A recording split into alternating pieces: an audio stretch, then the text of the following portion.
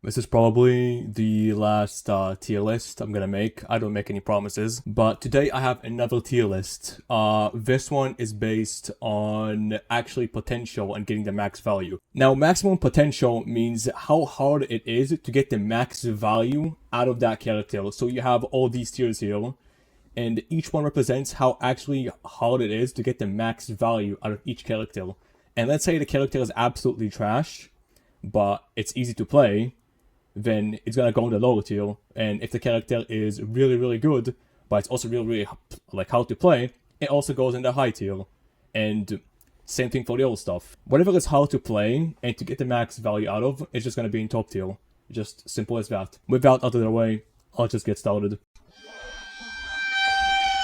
I don't think I need to explain why these three are on dumbass tier. Barbecue Corn is single-handedly the most brain-dead character I've ever seen in any game in my entire life. Because you gotta be a dumbass to actually pick up this character. The character is absolutely trash. I don't like him. What makes him so annoying is he can crossfire map you with fire, and it's the most bullshit thing to exist. And you can just get so many kills just sitting at the back of the map doing jack all. Plasma P, I don't have to explain, he is just, oh my god. You ever wanna get same results as Lopi, as another character? This is the fucking one.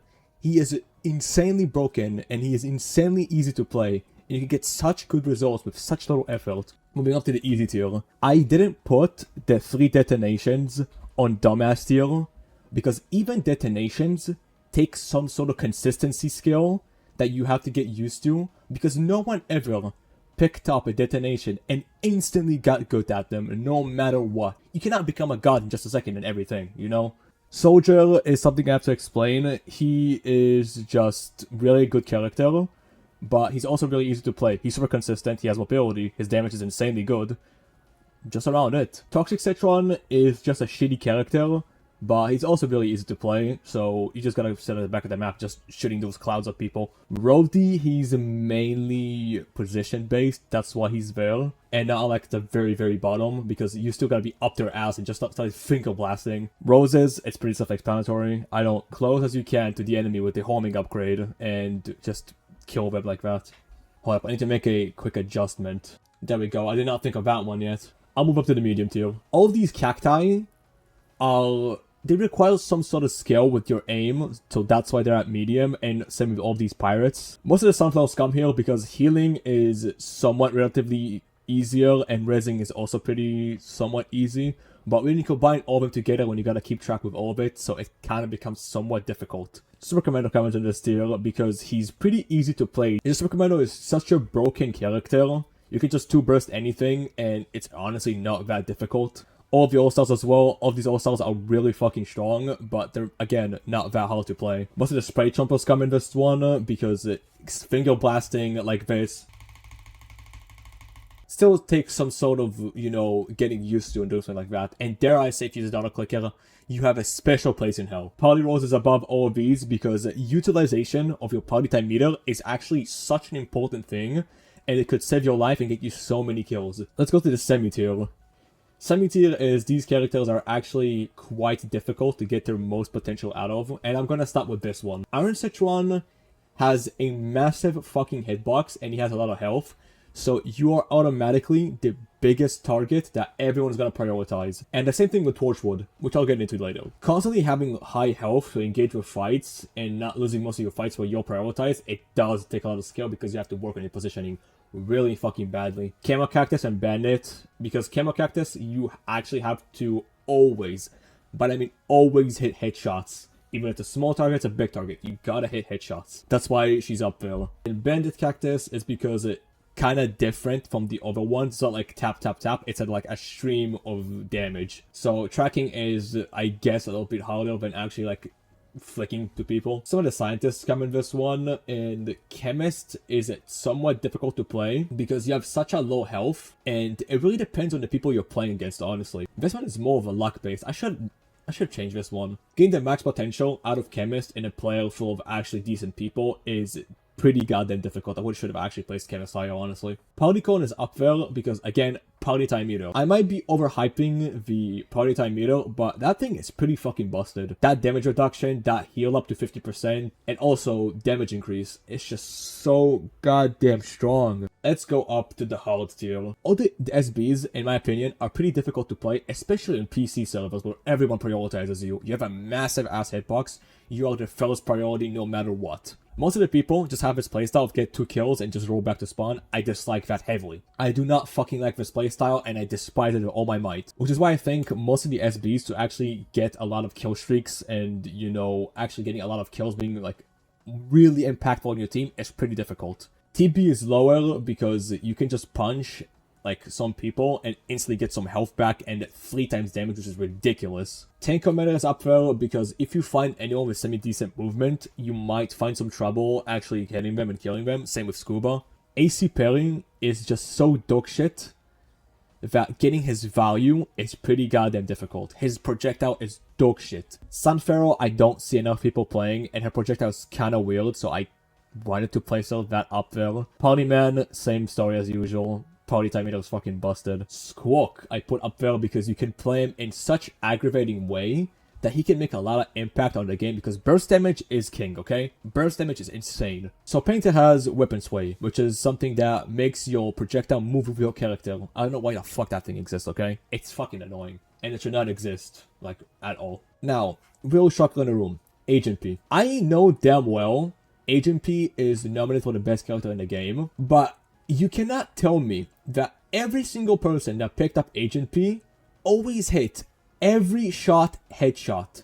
To make Agent P to his full potential, you gotta hit everything headshot, and if your opponent has decent movement, you are not going to hit 4 shots head every single time. It's just not gonna happen. Face reality. You're not a robot. No one has 100% accuracy. Now, the extreme tier. I believe these characters are the hardest to master in the game. Let's start with the first one, Disco Chomper.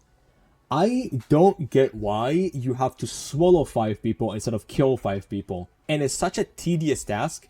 It just, getting the max potential of Disco Chomper is really just annoying. Party Citron, someone's a normal Citron, but you can play with a lot more playstyles because of the party time meter, which is why I think he's a lot harder to play. Landscaper has such good damage, but his projectiles are so shitty, it's really difficult to actually master him, you know? Alien Flower has terrible DPS, but on the right hands, she shreds legit everyone.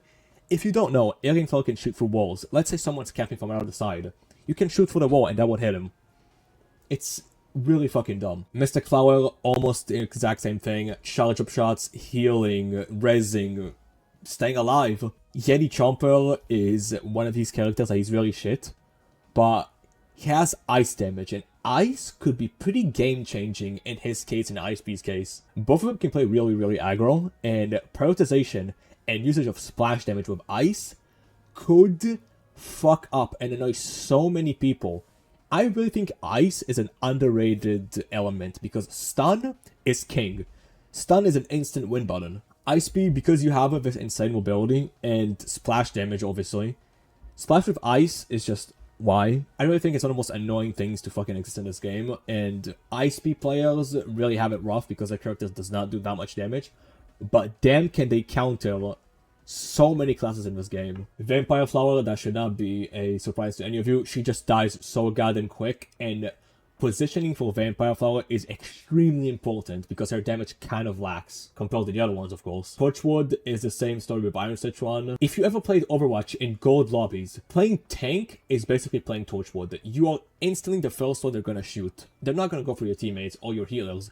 They're gonna instantly go for the tank, try to take the tank down, which is why it's up there. Necros, if you don't prioritize killing one person and prioritize jinxing everyone with 100 health, it can be a little difficult, I'm just gonna say. Hovergoat, I'm pretty sure it's not a surprise to anyone. Hovergoat has so many amazing tools, and to actually put full potential to them is insane. These two chompers, I don't have to explain. Warp is busted as fuck, and the room for plays they can make is just infinite. Zen Cactus is because each shot does different damage, so you can see what I'm cooking up here. You can see that Zen Cactus could be like a real goddamn threat. E-Citron takes it for the most passive-aggressive playstyle, and you gotta just always hit shots with second charge shots. You gotta move around, you gotta play aggro, and it's just, I really like Isejan, okay? He's really fucking fun, but it's also goddamn difficult. And now, the best character in the game, and the hardest character to play in the game, is Lopi. He is the only character that can shoot 13 CPS, because I'm pretty sure all the spray chompers are like an exploit. This one, they coded him like that. And the change of weapon sway and one-tapping people without fucking up even once is pretty goddamn difficult. I will not lie. Playing Lopi is not something you can just pick up and instantly do good with. You gotta learn his projectile, you gotta learn a lot of stuff about him. But he's still my favorite despite that. If you have any objections of what I said in this video, feel free to tell me down in the comments. If I messed up something in this tier list, let me know in the comments, because I did kind of rush this one. I'll see you all next time. Peace.